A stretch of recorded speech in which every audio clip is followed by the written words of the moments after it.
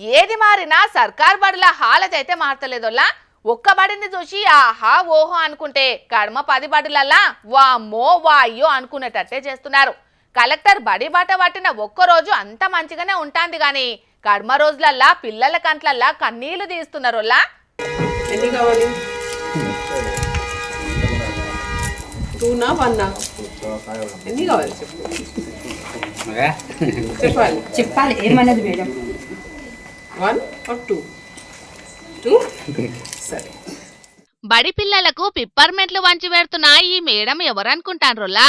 బడి టీచర్ అనుకుంటాండ్రు కదా, కానీ టీచర్ కాదు. కొమరంభీం జిల్లా కలెక్టరు కె హరిత మేడం ఈమె. వారానికోదాము బడికి పోయి చదువులెట్లా సాగుతున్నాయి, తిండి సౌలతులు ఎట్లున్నాయని అర్చుకోవాలని సర్కారోళ్ళు ఇచ్చిన ఆర్డర్ ప్రకారం ఆసిఫాబాద్ మండలం వాయిదం గ్రామంలోన్న సర్కార్ బల్లే తనిఖీలు చేసేటందుకు చెప్పా పెట్టకుండా పోయింది కలెక్టర్ అమ్మ.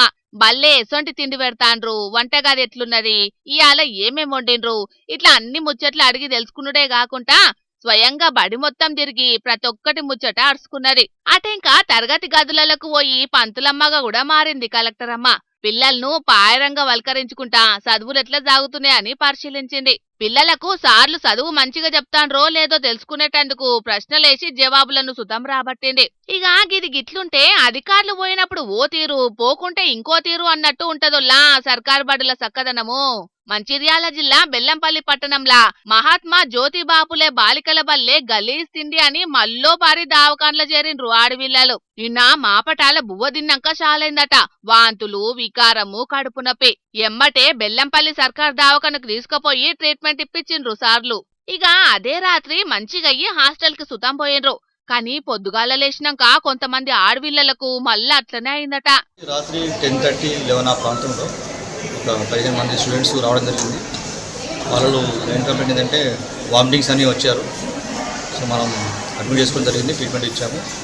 సో వాళ్ళందరూ కూడా దాదాపు 30 మెంబర్స్ స్టేబుల్గా ఉన్నారు. మార్నింగ్ డ్యూటీ డాక్టర్ రౌండ్స్ చేసి డిశ్చార్జ్ చేయడం జరిగింది. ఒక 2 అడ్మిషన్ ఉన్నారు. ఇప్పుడు కూడా ఒక 8 మెంబర్స్ వచ్చారు మళ్ళీ వామిటింగ్స్ అని. వాళ్ళు అడ్మిట్ చేసుకున్నాము, మేము ట్రీట్మెంట్ ఇస్తున్నాము, అబ్జర్వేషన్లో పెడుతున్నాము. వినాయక వచ్చారు, ఇప్పుడు ఉన్న వాళ్ళందరూ స్టేట్లో ఉన్నారు. వినాయక వచ్చారు కాబట్టి మేము కూడా అబ్జర్వేషన్ చేయాలి, ట్రీట్మెంట్ అయితే ఇస్తాం.